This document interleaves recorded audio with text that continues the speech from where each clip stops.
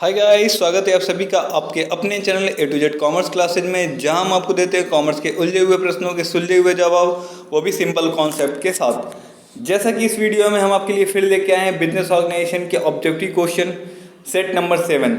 इस सेट में हम लोग बिजनेस ऑर्गेनाइजेशन की कुछ इंपॉर्टेंट क्वेश्चन को देखेंगे। तो जो सबसे पहला क्वेश्चन निकल के आ रहा है वो ये है कि एक व्यापारी जो घर घर जाकर के बेचता है, सामान बेचता है, उसे क्या कहते हैं? तो उसको फेरी वाला कहते हैं।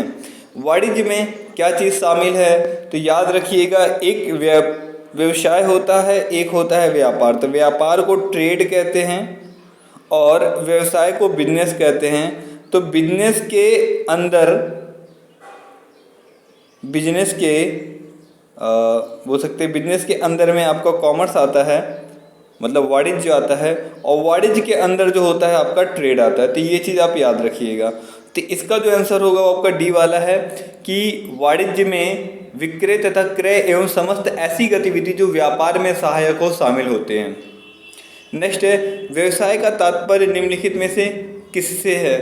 तो व्यवसाय जो है वो उद्योग और वाणिज्य दोनों से है। ये याद रखिएगा। मैंने बताया व्यवसाय मतलब बिजनेस हो गया। बिजनेस दो होते, एक इंडस्ट्रियल हो गया, दूसरा जो हो गया आपका कॉमर्शियल हो गया। नेक्स्ट, निम्नलिखित में से उद्योग में क्या शामिल है? ये दोनों देखिए सेवा संस्थान है, ये और ये भी सेवा संस्थान है। लेकिन यहाँ पे अगर उद्योग की बात करें तो उद्योग में किसी वस्तु का क्या होता है? प्रोडक्शन होता है। तो इमारतों का निर्माण करना, मैन्युफैक्चरिंग करना, ये जो है आपका उद्योग के अंतर्गत में आ जाता है। बाकी का बैंकिंग, परिवहन और बीमा, ये आपके वाणिज्य के अंतर्गत में आते हैं। नेक्स्ट, निम्नलिखित में से कौन सी व्यापारिक गतिविधि नहीं है? तो आंसर ए इसका बता रहा है कि एक व्यक्ति अपने रेडियो सेट को बेचकर उस पर 50 रुपये लाभ अर्जित करता है। तो ये जो है व्यापारिक गतिविधि के अंतर्गत में नहीं आता है। नेक्स्ट, किसी निजी व्यावसायिक उपक्रम में लाभ को क्या माना जाता है? तो लाभ जो होता है ईमानदारी पूर्ण व्यवसाय के लिए एक वैध पारितोषिक है। पारितोषिक का मतलब हो गया कि उसे इनाम के तौर पे यहाँ पर मिल रहा है। नेक्स्ट है, संगठन से क्या तात्पर्य है? तो संगठन जो है एक विनिर्दिष्ट को प्रभावी ढंग से प्राप्त करने के लिए व्यक्तियों के कर्तव्य को निरूपित करने की एक प्रक्रिया है। मतलब कि जो भी निर्दिष्ट उद्देश्य हैं, उस उद्देश्य को प्राप्त करने के लिए जो भी हम काम करते हैं वो हमारा ऑर्गेनाइजेशन कहलाता है। मैंने बताया भी था कि प्रबंधन में प्लानिंग है, प्लानिंग के बाद जो होता है दूसरा काम जो होता है वो ऑर्गेनाइजेशन का ही काम होता है। नेक्स्ट आपका, निम्नलिखित में से किसको व्यावसायिक संगठन के स्वरूप को निर्मित करने के संबंध में सर्वाधिक महत्वपूर्ण घटक माना जाता है? तो ये वित्तीय मांग जो होता है, वित्तीय मांग मतलब हो गया वित्त जो होता है किसी भी व्यवसाय के लिए एक रक्त की तरह होता है। तो इसीलिए व्यावसायिक संगठन में मेन जो घटक है वो आपका वित्त संबंधी या वित्त है।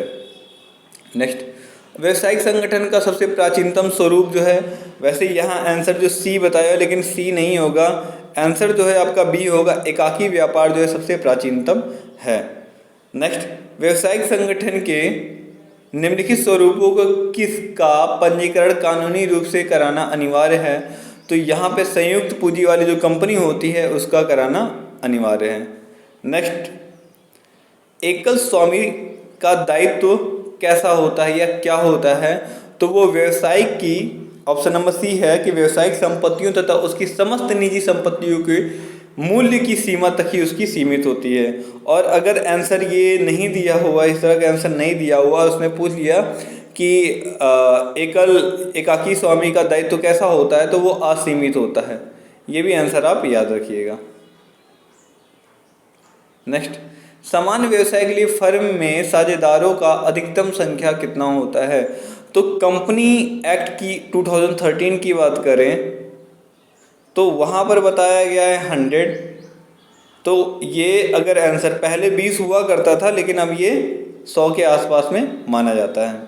नेक्स्ट, बैंकिंग व्यवसाय का संचालन करने वाली फर्म में साझेदारों का अधिकतम संख्या 10 है। वैसे कहीं कहीं पे 20 भी बताता है। तो अगर ऑप्शन अगर आपको 20 भी दिखेगा तो आप 20 कर लीजिएगा। यहाँ पे आंसर इसने 10 लिया है।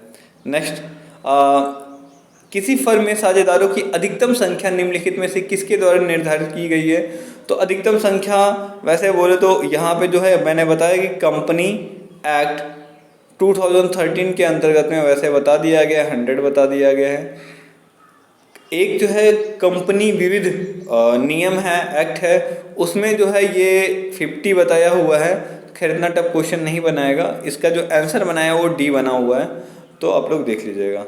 नेक्स्ट है, साझेदारों का करार या अनुबंध कैसा होता है? तो ये लिखित और मौखिक दोनों ही प्रकार का हो सकता है। किसी साझेदार का विघटन कब हो जाता है? तो इस क्वेश्चन में मुझे कुछ डाउट लग रहा है, तो इसको भी छोड़ते हैं।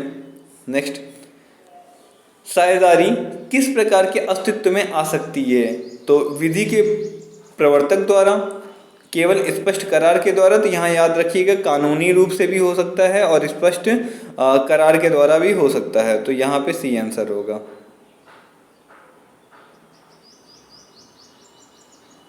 नेक्स्ट है आपका, एक साझेदार की निम्नलिखित में से कौन सा अंतर्निहित अधिकार प्राप्त है?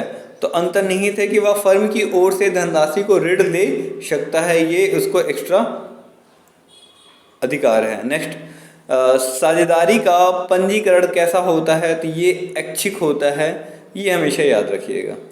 नेक्स्ट, एकाकी व्यापार के लिए सबसे उपयुक्त है? तो विभागीय भंडारण जो होता है एकाकी व्यापार के लिए सबसे उपयुक्त है। साझेदारी फर्म का होता है स्थायी अस्तित्व, तो यहाँ पर जो है अनिश्चित अवधि का जीवन काल होता है, ये आंसर है।